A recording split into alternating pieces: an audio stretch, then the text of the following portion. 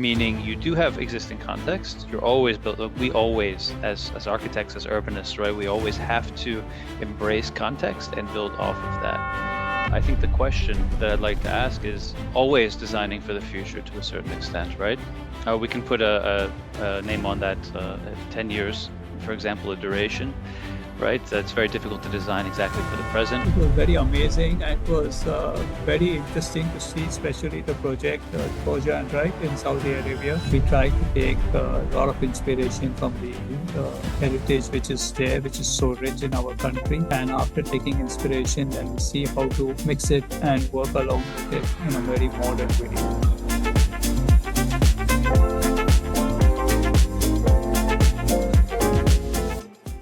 So Godrej Lock and Architectural Solution, a leading trusted home safety business, has announced the launch of its latest brand campaign, Befikar Living Unlocked, introducing the next-gen Advantage IoT 9 digital lock safety concerns. And here we have a video. Can we please have the video? Thrusters. Check. Door lock check. Door lock? घर का door lock किया था या भूल गया? भूल गया। घर का लॉक फटाफट से चेक करके आऊं क्या? ले आइए Godrej IoT 9 digital lock, 9 secure access modes, automatic locking triple bolt और कई एडवांस फीचर्स। अब घर के अंदर या बाहर रहो बेफिक्र। घर जाते ही गोदरेज डिजिटल लॉक लगवाऊंगा। Hi everyone, my name is Swati Singh Rajput and I'm thrilled to welcome all of you to Season 3, Episode 7 of VC Live. And for some of you joining us for the first time, VC Live is brought to you by Godrej Value Co-Creator Club, GVCC, an initiative by Godrej Lock and Architectural Solution. Before we dive in, I would like to take a moment to introduce GVCC. GVCC is a dynamic community of 2,000 plus architects and interior designers, fostering knowledge sharing, collaboration, and design excellence. And if you haven't signed up yet, check out the link in the chat to become a part of this thriving network. Ladies and gentlemen, let's take a quick look at what GVCC is all about. Welcome to the Godrej Value Co-Creators Club, where innovation meets collaboration. GVCC is a unique platform for architects and interior designers to merge their creative visions with our innovative product offerings. We aim to cultivate a network of thought leaders, driving innovation and excellence in the industry. Celebrate your achievements with our GV's Awards, recognizing innovative projects across various verticals. Join our community through exhibition visits and masterclasses to stay updated on the latest trends and technologies. Enjoy exclusive access to new products, special discounts, and tours of our Mumbai and Goa plants. Join the Godrej Value Co-Creators Club today. Be part of a community that values innovation, collaboration, and sustainability. Ladies and gentlemen, VC Live is a monthly thought leadership series featuring some of the biggest names in architecture and design. Over the past season, we have explored conscious design, smart living, and material innovation. This season, we are exploring future forward, a theme that challenges conventional design thinking, embraces innovation, and reimagines the built environment for more sustainable, inclusive, and technologically advanced future. Today's episode, Designing for the Next Decade, explores how design, sustainability, and technology will redefine the future of our city, spaces, and experiences. We have two extremely exceptional speakers with us today who are shaping the future of architecture across the globe. And ladies and gentlemen, I have to tell you all that at the end of their presentation, we'll have a Q&A session. So please do not hesitate, drop your questions in the Q&A tab as we go along. And ladies and gentlemen, without any further delay, let's dive into designing for the next decade. Our first speaker is Lukas Kronawitter, Project Director and Senior Master Planner at Lava Germany. Lukas is a visionary architect specializing in ecologically urban system and smart city planning. His project spans across Europe, Asia, and the Middle East, integrating sustainability with cutting-edge design. He has led master planning for projects like Neom Trojana and futuristic modular villages. Co-author of Water Sensitive the next division. Let's give a very welcome to Lukas. We are eager to hear how architecture and urban planning will shape the next decade. Over to you, Lukas.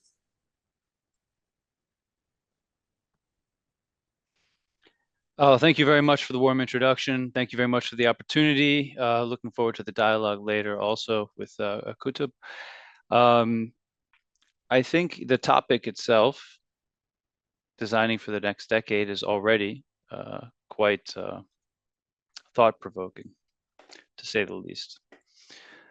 So what does that mean? Well, as architects, as urbanists, I think the question that I'd like to ask is, are we not already always designing for the future to a certain extent, right? We can put a name on that, 10 years, for example, a duration, right? That's very difficult to design exactly for the present. We design to endure, we design to last. Sometimes we learn from the past, right? But we're always designing for the future. And I like to think of the processes that we engage in and the thought experiments that we engage in at LAVA, the Laboratory for Visionary Architecture, embrace a sort of a future forward platform, so that we can look ahead to the next decade or decades and try to create that enduring landscape of the built environment. So LAVA, the Laboratory for Visionary Architecture, is very much grounded in the laboratory thinking of scientific inquiry to spark our imagination and redefine our understanding of the built environment. Now, along these lines, we've developed a process defined by the ongoing interrogation of the future, as mentioned, conceptual inquiry using digital innovation, advanced technology, emerging technologies, but then also paired with regenerative design principles, a strong connection between nature and cities and buildings themselves. We like to think very closely how humankind, technology, and natural systems converge to reshape the spaces that we're inhabiting. And these principles go back quite some time, since 2007, since the inception of LAVA by founding partners Chris Bossa, Alexander Rieck, and Tobias Walliser. And it was founded also on the basis of being a network of offices that explores and innovates. We have a cross-cultural global network and offices that are strategically located in Europe, currently in Asia, Asia Pacific, so that regardless of whether you're working in Berlin, where I'm located, Stuttgart or Sydney, Vietnam, Honduras, we learn from each other. We learn from the cultural experiences of our team, but then also from our clients, and be that in Riyadh or in India. We make sure that we engage in a sort of rigorous process of educating and informing ourselves, so that no project is different, and we're also always responding to local environments and local cultures and thoughts. We also examine 8 universal themes. This serves as a vehicle or a vessel for us to explore some of these complex questions we're asking. So there's a number of them you can see on our website, and products, sometimes products and architecture and cities respond to some of these themes that you see listed here. Beginning with future cities, because we're talking about the next decade. Reimagining the healthy, intelligent urban landscapes for tomorrow's expanding metropolises. Expanding here being the key word, I think. Speaking of the 10-year mark, we're actually at the 10-year anniversary of when the urban population exceeded the rural population. So what that means is that watershed moment, roughly 10 years ago, give or take a year, it defines a moment where the human population preferred urban environments, and that has actually survived technology, where we can operate and collaborate in different places, like we are today. Not necessarily needing to be sitting in the same room next to each other, for example, right, in the same city. But it's also even thrived during the pandemic, where we were physically restricted from being close together, but we still saw there being an increase in urban populations worldwide. And that is a very interesting phenomena. The cities do bring something, some advantages to us, something very tangible that we aspire towards. That connection is very real.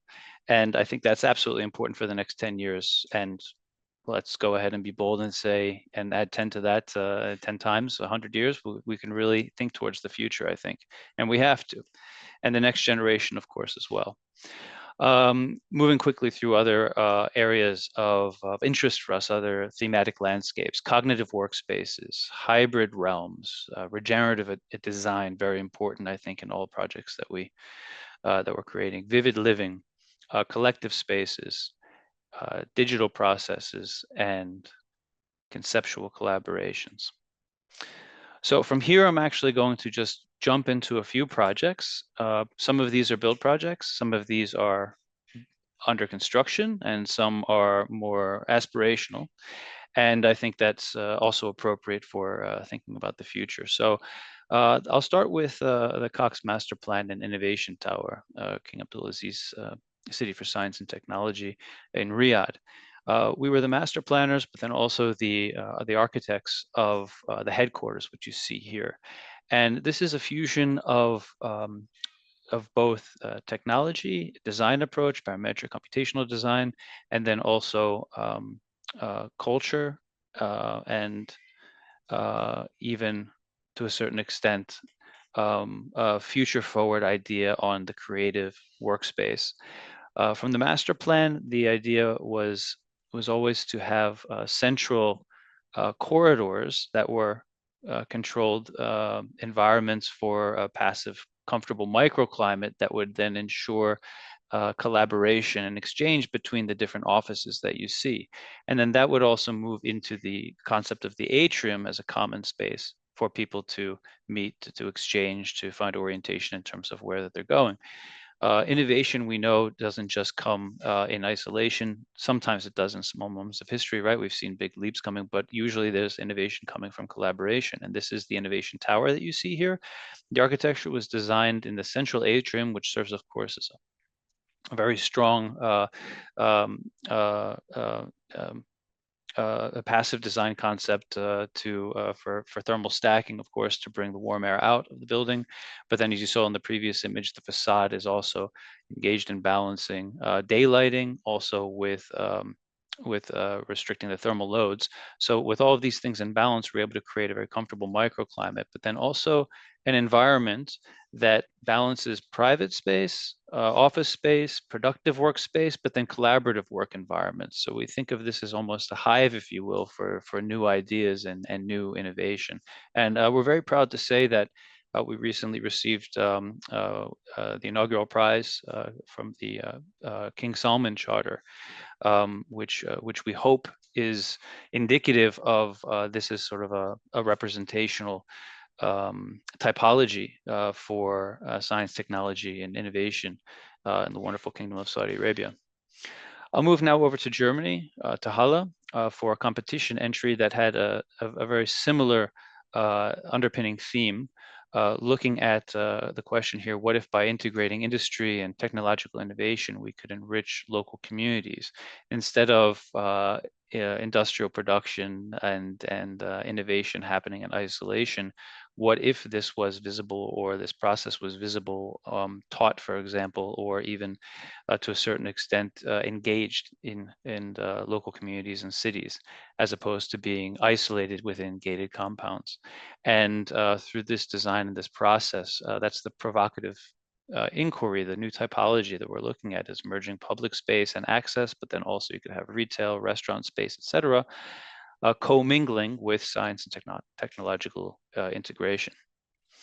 Trojena, an extremely exciting project.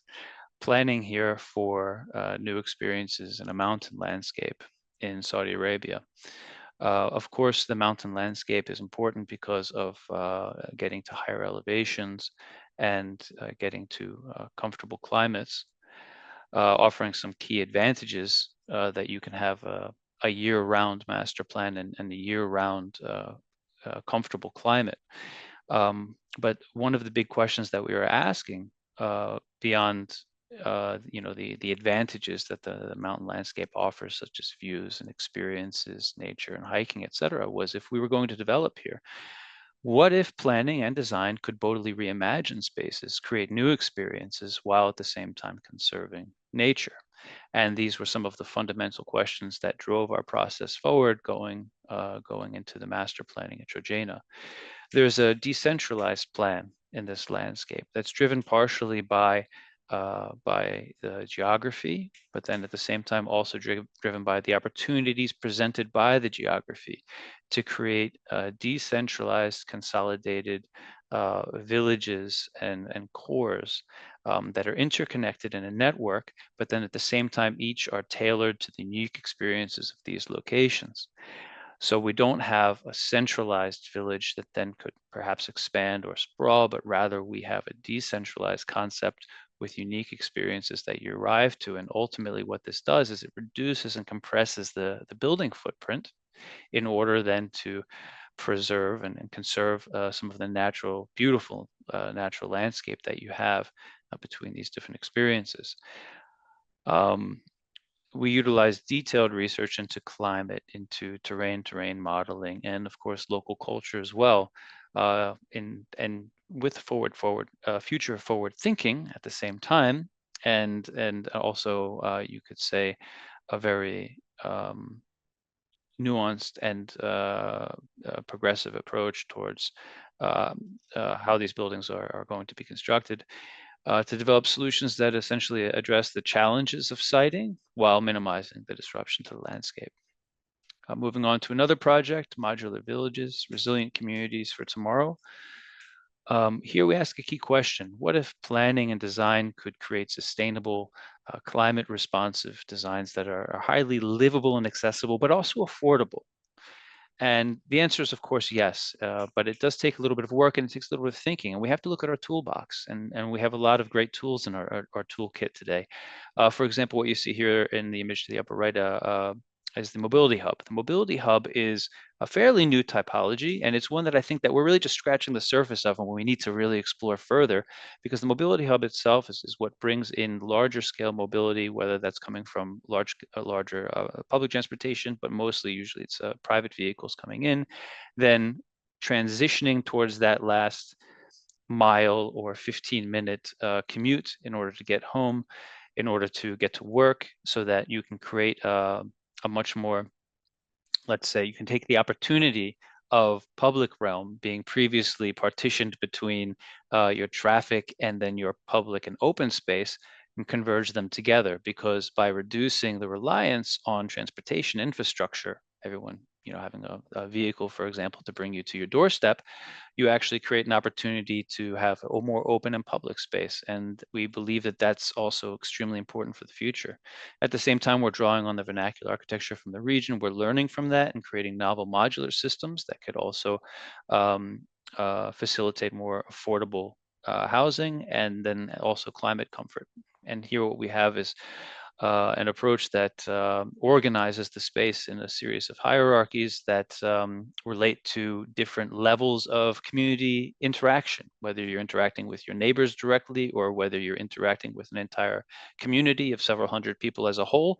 We create those spaces in a scalable way, while at the same time integrating them directly into what would be considered public realm.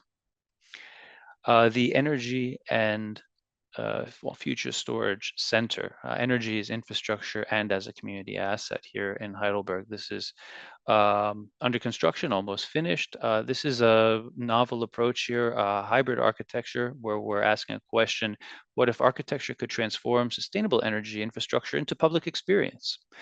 And in this case, Heidelberg is known for the mountain landscape. It's known for the castle. It's known for university, medieval city, beautiful architecture, ancient architecture, but then at the same time, also through academics, etc., a bit of a also progressive mentality, I would say. And now when you arrive by train, you'll see this tower as a kind of icon. We think of it almost as an is emblematic for the future, that you can climb this tower, you can reach a restaurant at the top of the tower, you can have a great overlook and a great experience. You're climbing several hundred meters around a kind of a helix structure. So there's quite a bit of stairs, but then afterwards you get this amazing view. And at the same time, what this is doing is storing warm water efficiently for utilization in the city. And we also explore how photovoltaics can be used on the facade in both an artistic way, but then at the same time also a productive way.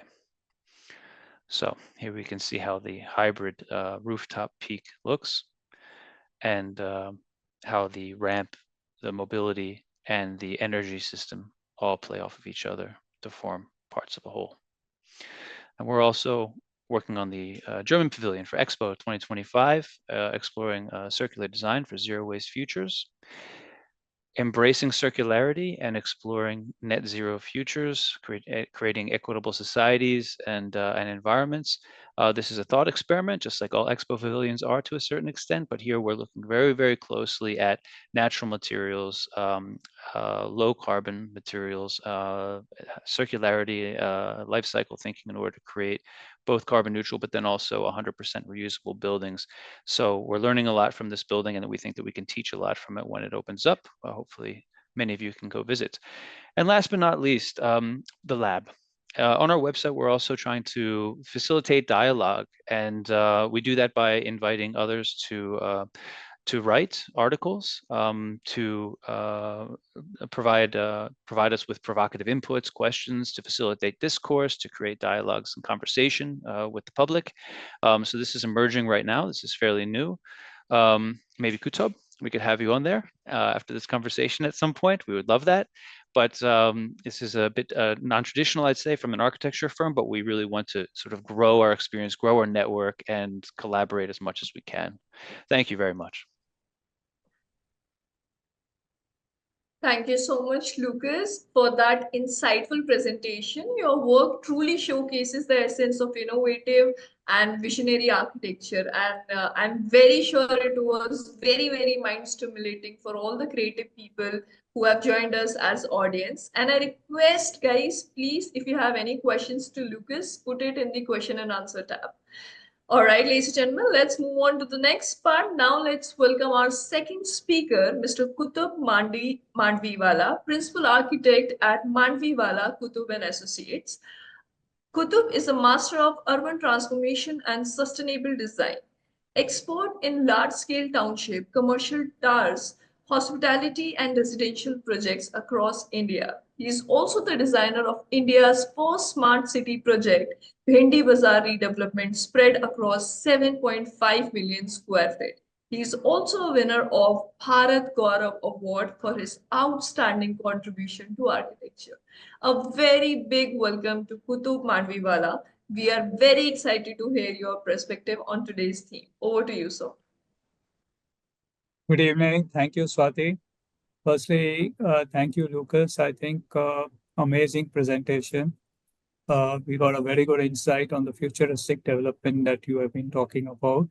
And it will be very interesting to be, as you said, sharing some dialogues on the lab, in the future, as and when we connect with one another. So good evening, everyone. And so I'm here. We'll just talk about what we are and where we come from.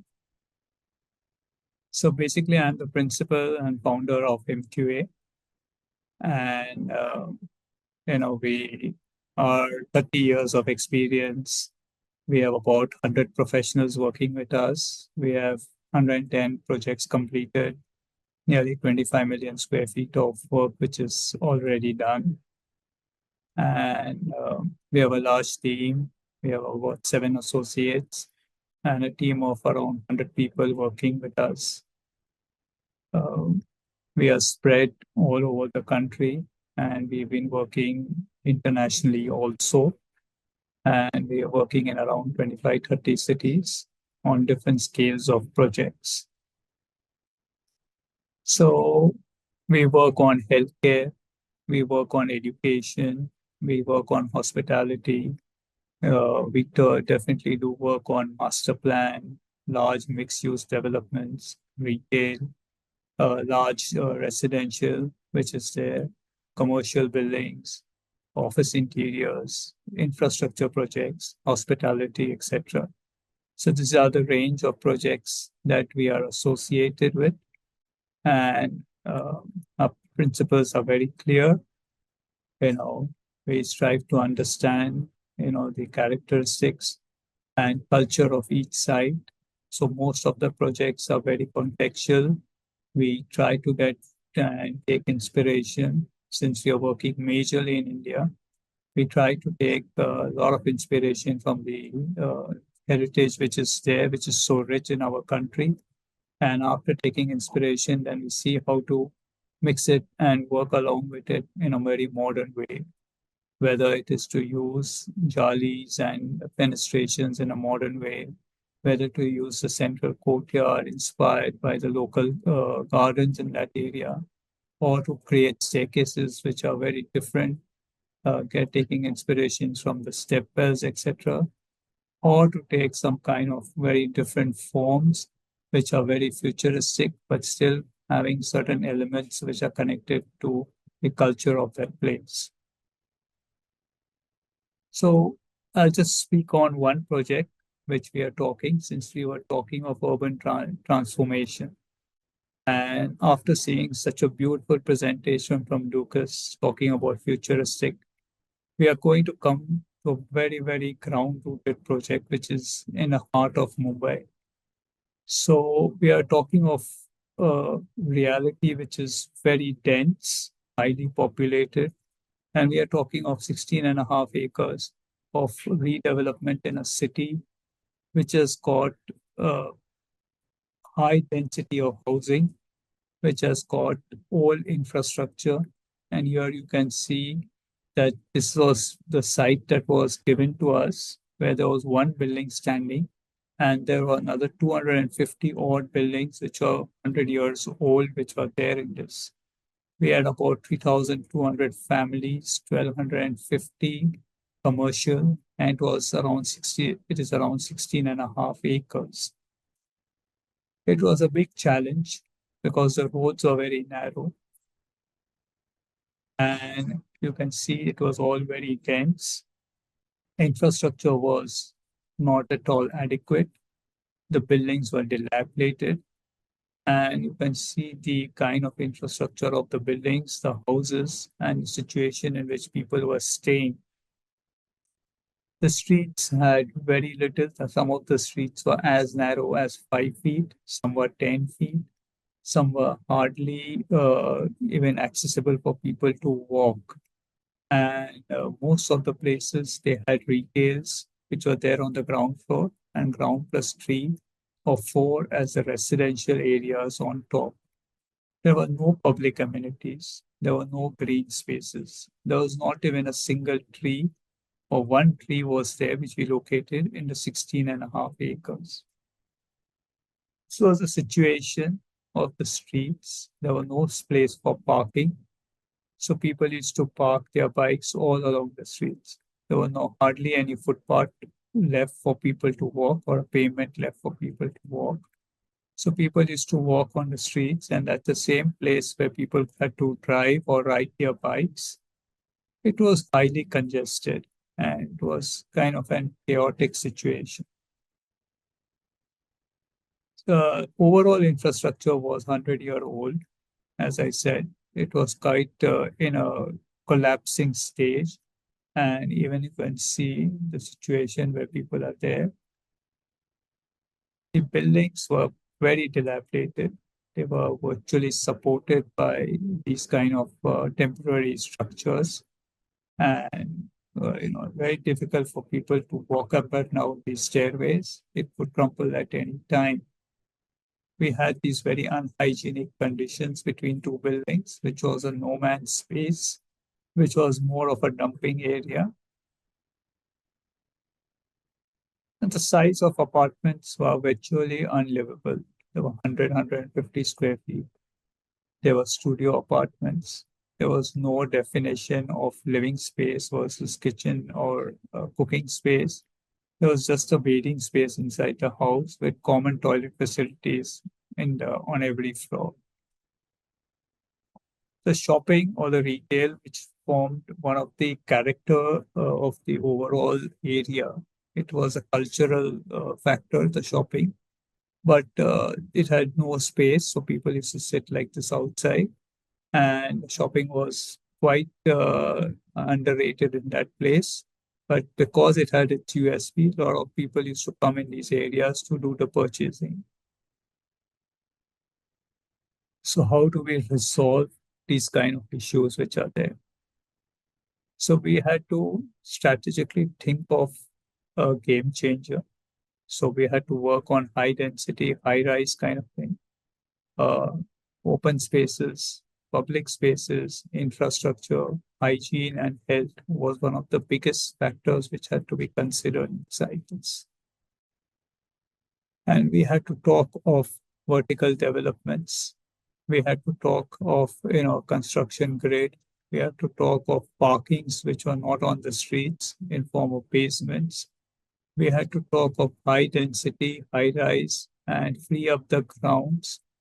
We had to talk about creating better health, natural light, and livable conditions, and creating existing religious institutes, and cultural landmarks which were there. We had to work on that, enhance them, open them to people, and create an environment which was more livable in this place.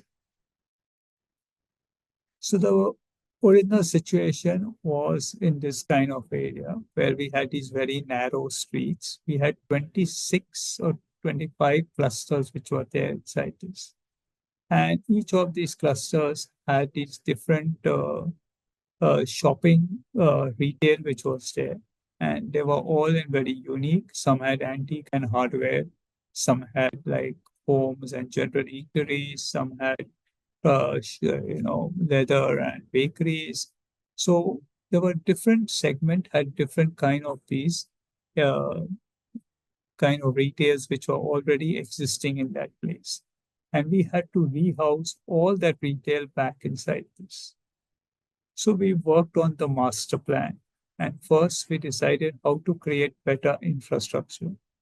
So one of the things which we lack in our cities is the infrastructure. So we see a lot of buildings coming up. We see a lot of new developments coming up. But we don't see sustainable development coming up, because on the very same narrow roads, you see buildings just popping up like pencils coming up everywhere. So it was very important that to create a sustainable development, you had to create nice, wider roads, proper access, ingress, outgress. You had to create proper livable conditions, spaces for parking, and create clusters which were decent size, which would have certain amount of greeneries, either at the ground or at the podium levels. Create spaces for parking so that the roads would become free, and start segregating the shopping areas, the access to shopping, create frontages for shops, and create a very nice kind of an atmosphere in this place. So we started working on the master plan, which was there. And we started working on the section which was there, where we had 2 levels of ground, first and second, as 3 levels of retail that we started working on. Then we started having 2 levels of parking above that, and 1 level of parking below underground, which was there. Then for every cluster, we started creating amenities which were there, which were missing in the existing structures which were there. And then along with the amenities, we started creating green podiums and gardens which were there. And then above that, we had the residential facilities to rehouse people. The minimum area that we decided to give was 350 to 375 square feet and create houses which were more livable with natural light, ventilation, making it very sustainable. So we started creating an overall master plan. Now, in this overall master plan, we had a kind of a center, which was a religious center. And it was a space which needed was to be created for gathering of people. So we created more than an acre of a space so that people could gather there for all religious activities. And they didn't need to occupy the roads as they were doing it today. So that, people would be there inside in that space. And again, all the roads would be free. Then we started placing the buildings north-south. This orientation was to make, again, looking at the climatic conditions and opening up the east-west by creating courtyards between two buildings. Now, by doing this, because the city has a breeze flowing from the west to the east, each of the clusters were having a lot of natural ventilation. And because maximum buildings were facing the north-south, you didn't have a lot of heat coming in. So a passive kind of a planning was done so as to make it sustainable, reduce the cost of electricity, and make it a very livable atmosphere. Then we started looking at how to create the overall master plan, which was there, where we started next to the religious areas, taking the buildings which were much lower. And then we started stepping up the buildings as we went up from south up towards the north. And then we didn't want to have a kind of a very flat skyline, because when we looked at the overall skyline of the city of Mumbai, it was pretty organic. It was kind of a skyline which was very interesting and was depending because the overall city was very organic and it did not have a grid or a master plan. So every building had a different kind of a shape or a different kind of a height and different kind of a structure which was coming up. So to fit it contextually into the overall skyline of Mumbai, we created a skyline which was very different rather than just creating a flat skyline of buildings which were there inside this. So we started looking at the overall master plan with these clusters, where most of the people were rehoused right up till the 3/4 of the areas. And only the last two clusters were kept for the sale towers, which was there to make the project viable by removing the cost of the project. And then we started looking at how to make it sustainable by having solar, having proper rainwater harvesting, and creating all the different systems which were required besides passively placing the buildings so as to make it sustainable in that area. We had this work which was already going on. We had these temporary structures which were constructed, which were where we had to order transit buildings, where we shifted the shopping and the residences for a period of 3 to 4 years or more, depending. And the work on site is already up. We have already finished 2 towers. Other 2 towers are already up onto the 40th stories. And the other 2 towers are already on the 30 story, which are there. So this was the kind of feel that we were looking at, the kind of vibrancy where you have ground first, second as shopping. You have some nice water bodies. You have some nice infrastructure in the centers, some large pavements, greeneries, palm trees. And then you have the buildings which are overlooking into these very vibrant streets that we are talking of. So we already, as I said, finished the 2 buildings which were there, which houses nearly 600 families. As you can see, this is open in the east-west direction, and most of the buildings are facing towards the north-south. This is a very interesting photograph if you look at it. You see a mosque or a religious structure which is there, which is which is designed in an old cultural way, in a traditional way. And we are preserving these structures as they are. And to balance the architecture and make it contextual, all our buildings till a height of 24 to 30 meters has this kind of stone cladding and has this kind of style of architecture, which embraces the style of architecture of the surrounding. So you see how the arches start coming in, the stone cladding, which is so native to the city of Mumbai and to the buildings around. The shopping was very vibrant because all the shopping was facing towards the streets. The shopkeepers here you can see from what they were to what they are now. And then these are in every building, there is a community spaces which are created. These are interactive spaces. And along at that same level, with the amenity level, you have interactive spaces for children as form of playing areas, etc., and landscape gardens which are there. So it was basically how we could talk of not a redevelopment project, but how we could uplift the standards of living of people, how we could uplift the standards of the retail in in urban areas, and how we could change the urban fabric in cities where there is already organic development. And this organic development is all crumbling down, and we need to change the future in a very short time, as most of this are 100 or 80 years old. So these are the new houses where people are staying in, and with a lot of natural light and ventilation. This most of the people that come from the major community prefer to stay and sit down. This is within a house that has got 2 rooms with a kitchen and 2 toilets in 350, 375 square feet.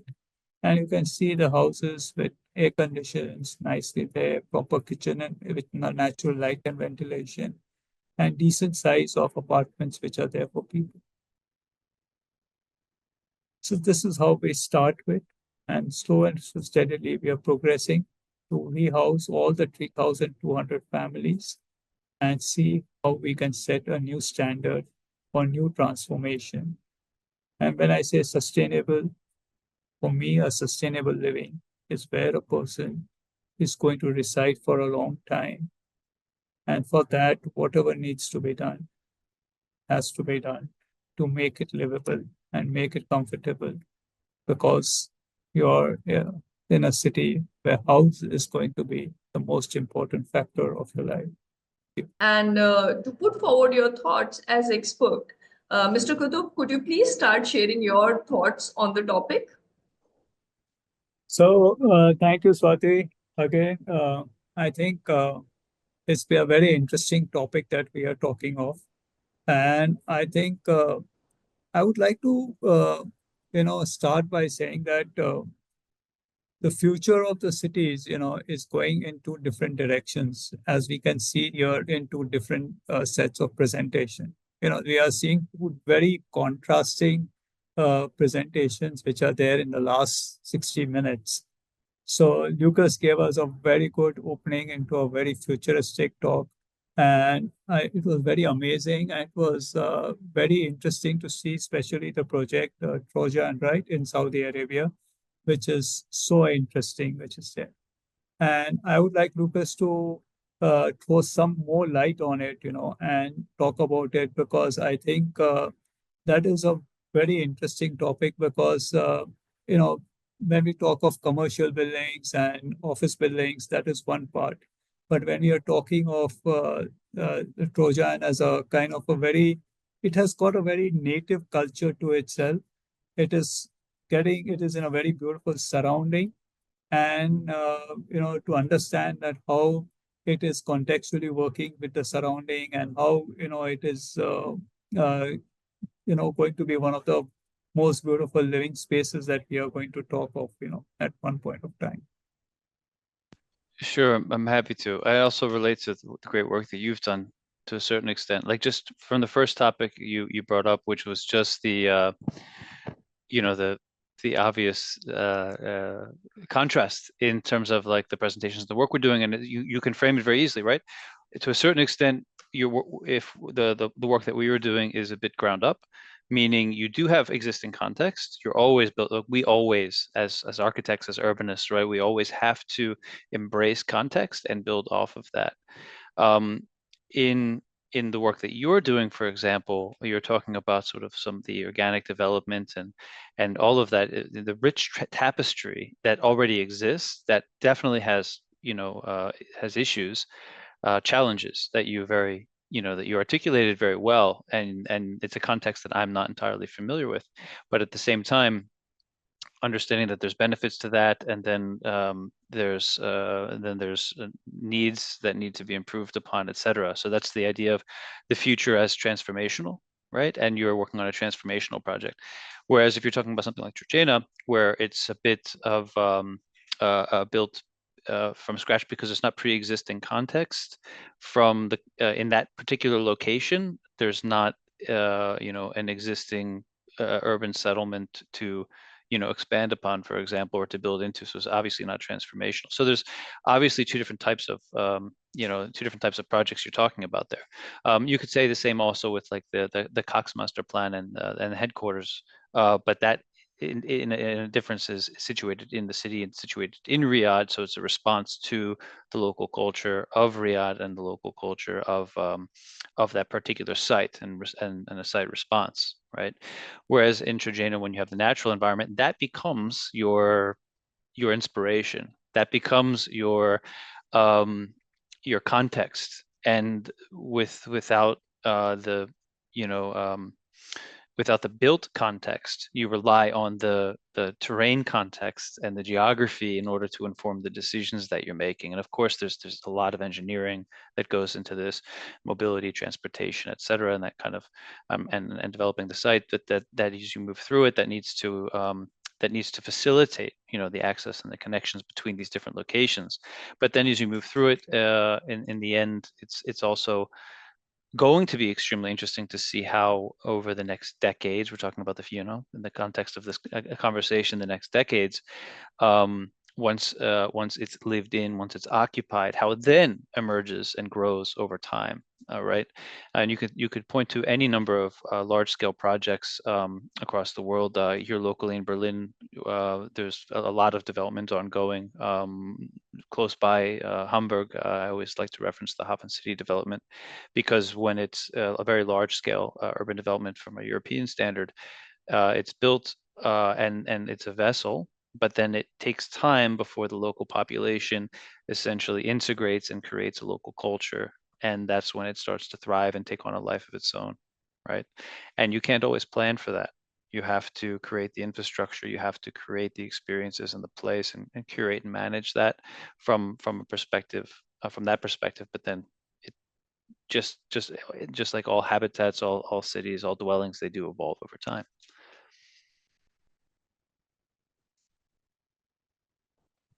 Thank you so much, both of you. Ladies and gentlemen, moving on, before we go on to the question and answer segment, let's see, we have a really interesting poll, and the question of the poll is been displayed on your computer screen, and this is: what is the one thing that will define the future of architecture in the next decade?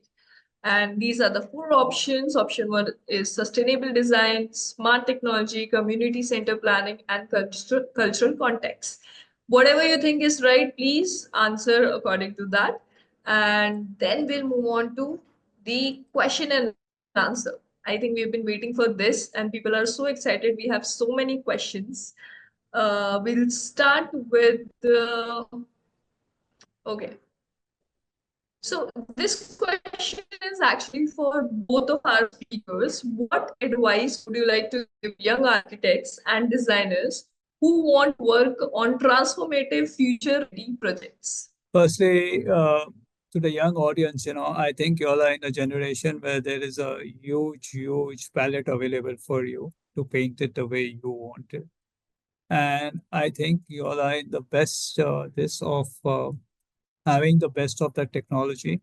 You are in the best having the opportunity to mix the softness of the culture and heritage of every place and blend it with the technology, blend it with how to make it sustainable and livable, and create an urban fabric which has a community livable factor which is inside.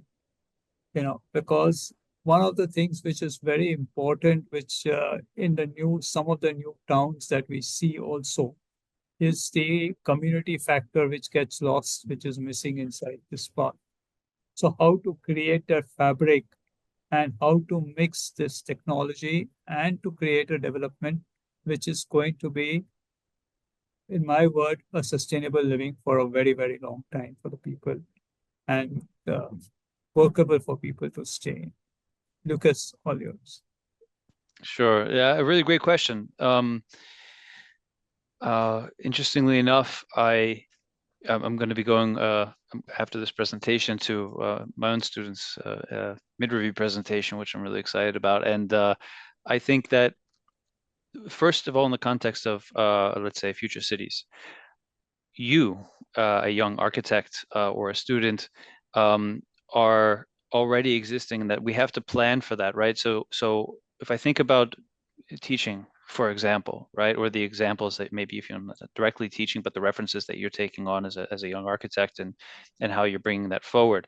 When you're beginning your career as a young architect, you're at the early stage of your career after you graduate for like 5 years or so that you're working. This is maybe, it could be for some people, it could be 10 years from now. It could be occurring right now as we speak. But the most important thing, I think, is to understand like the best practice as a starting point, right? You should know what we have, what we're doing in the discourse of architecture and urbanism currently, and then how to apply that and to push for it, to be bold and to ask questions, right? Also of yourself, to challenge yourself. We also like to start each project with this question of like, what if, which was present in the presentation, but that is also how we work as a studio. And then we think that by engaging in those questions, as opposed to, since you specifically mentioned transformative future-ready projects, then I think you have to ask those questions in order to, and each project is of course different in terms of what the requirements may be, bring it into a kind of future-proof state, right? And then I also have one more tiny piece of advice. I could talk about this project, this topic all day long. I'll try to keep it brief. I personally really like the idea of backcasting instead of forecasting. Think a little bit, project yourself as much as you can just into the future. Think about what you'd like to achieve, and then start taking steps backwards. Even though it seems like maybe that's impossible, or maybe the client won't like it, or maybe your manager might not be perceptive to it at first. If you can think forward and then look a few steps backwards of where you might need to go in order to get there, and something that maybe is a novel progressive idea, or maybe even just the application of best practice in a new setting or environment or a hybrid, that sometimes creates stepping stones that can help you turn something that feels out of touch or out of reach into something that's tangible. That's my advice. I'm enjoying just reading through the questions as we speak right now. Yeah. The questions are interesting. You were discussing it yesterday, and I said that the question answers are going to be very interesting. Mm-hmm. I like that one where someone is asking that how do you maintain the contextual sensitivity in every project, from township to office to etc. And yeah, it's pretty interesting. And also, I think there's a question for you where a person is asking that how does urban planning change across different regions like Europe, Middle East, and Asia? I think you can take on that, and I think it will be good for the. Sure, and I think for this forum as well. We always do well, two things I would say maybe from the onset. One is we work with a consortium. We identify the right team members who can help fill any gaps we have, right? But then not only fill gaps that feels a little bit too, I don't know, simple. We want to do the best project possible, and sometimes that does require expertise, whether that's going to be climate scientists, which we use on almost every project. Even though we can do a lot of it in-house, we make sure that we have the right professionals in place for local climates, whether we're talking about working in Mumbai or working in an arid region, we make sure that we understand that. That's from a sort of, that's the climate science perspective, right? And then how we respond to that, of course, is very important when we're talking about passive active technologies, sustainability in general. Local materiality and construction practices also become important. We definitely need local partners. And then we also sometimes will reach out to local cultural partners if we're not familiar ourselves. We're familiar ourselves because we have a lot of people with very international office. We have people from all over the world, and we tap into that experience always. When we're building project teams, are often very international. And then we know that we can sometimes take some knowledge that we have in Germany, for example, some things that are done very well here, and transfer that. But then, of course, it has to be filtered to the local culture and construction practices, etc. But then I mentioned culture a few times there. It's not just that professional culture, but it's also the local culture, the local vernacular, and an understanding of that. And we make sure that we understand to the fullest extent possible. We take the time to do that. We don't rush through that. We make sure that we can never call ourselves experts in something, that we haven't earned. So we do our very best to earn it, and then engage, of course, in active dialogue with our clients who know what they want and know what they need, and and try to really embed ourselves in the thinking of the place. It's very important. So I understand you're also part of the NEOM working, right? So someone has asked a question, and what do you think on the, you can throw some light on how it is coming up, what is the project, and, what's your involvement in it, and what are we looking at it in the near future? Sorry, what was that? With which? I didn't hear the first part. The NEOM project. Oh, just in general? Yeah. I mean, it's really a lot to answer. It's a very general question and a very very broad topic, I guess. Be better for for NEOM to answer a question like that directly, or the proper representatives, as opposed to myself. But it's, of course, an extremely exciting a place and project, if you can even call it that, right? In terms of nation building and creating a broad regional transformation like this. It's something that the world hasn't seen to this extent, so therefore it's quite invigorating and quite exciting. Very well. Qutub sir, we have a question for you here. Just like how Lukas was mentioning that young minds and creative minds should not stop asking questions, I think they took it on. And they want to know, what was your biggest challenge when you faced while executing such a large-scale project like Bhindi Bazaar, and in an urban Indian context? So it was one of the most challenging projects. It had to be challenging because we were dealing in a firstly in a very dense area, very densely populated. It's a place which is a very cultural place which is there. And besides all the other challenges which are there, the place had a certain vibrancy when we took over the place. There were people going there for certain reasons, and it had a certain vibrancy on the streets. It had a certain scale which was there. To get back that vibrancy was one of the biggest challenges besides anything else. So get the culture back of that place after changing the scale from 3 stories, 4 stories buildings to convert them into 40 and 50-story buildings, and still get the cultural factor of Bhindi Bazaar back in that space was going to be the biggest challenge which we were going to face. Luckily, we have managed to do a lot on that.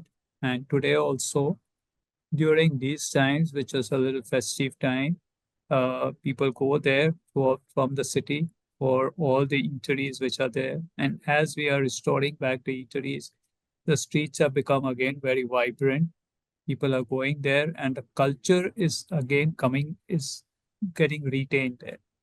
And that was the biggest factor which was there. That while we were changing the overall geometry of the whole place, how we could create a space, how we could create a lifestyle where people were not, people are getting rehoused there, but they were not getting rehoused in the same land, but into a foreign land. So it was a challenge where people had to be back in the space where they felt that this was their own space culturally, and the vibrancy part of it was one of the biggest challenges which was there in that. Thank you so much for your thoughts, and thank you so much for sharing your experience. Ladies and gentlemen, this was really an extraordinary session, I would say. A huge thanks to Lukas and Qutub sir for sharing your expertise and inspiring many here with your vision for the next decade. Thank you so much. A big thanks to all our audience, people who are listening us and who are engaging with us and making this episode, this particular session truly, truly special. Thank you so much. Thank you Swati, very much. thank you. Lucas, Thank you. stay in touch, Yes, we Yeah. will. We'll talk Thank you. soon. It was We- very we- interesting. It was. You're a really great project. It's very exciting, very inspirational for me, for us. Same here. I think we'll be in touch, and if the guests are still on, I don't know if they are. If they are, thanks for all the great questions. Thanks for listening. I read through a lot of those questions. There's some really good ones in there. Sorry we couldn't get to all of them. Take care. Cheers. Thank you. Thank you. Thank you, everyone. Thank you. Thrusters. Check. Door lock check. Door lock घर का door lock किया था या भूल गया? भूल गया. घर का लॉक फटाफट से चेक करके आऊं क्या? ले आइए Godrej IoT 9 digital lock, 9 secure access modes, automatic locking triple bolt और कई एडवांस फीचर्स। अब घर के अंदर या बाहर रहो बेफिक्र। घर जाते ही गोदरेज डिजिटल लॉक लगवाऊंगा। Welcome to the Godrej Value Co-Creators Club, where innovation meets collaboration. GVCC is a unique platform for architects and interior designers to merge their creative visions with our innovative product offerings. We aim to cultivate a network of thought leaders, driving innovation and excellence in the industry. Celebrate your achievements with our GV's awards, recognizing innovative projects across various verticals. Join our community through exhibition visits and masterclasses to stay updated on the latest trends and technologies. Enjoy exclusive access to new products, special discounts, and tours of our Mumbai and Goa plants. Join the Godrej Value Co-Creators Club today. Be part of a community that values innovation, collaboration, and sustainability.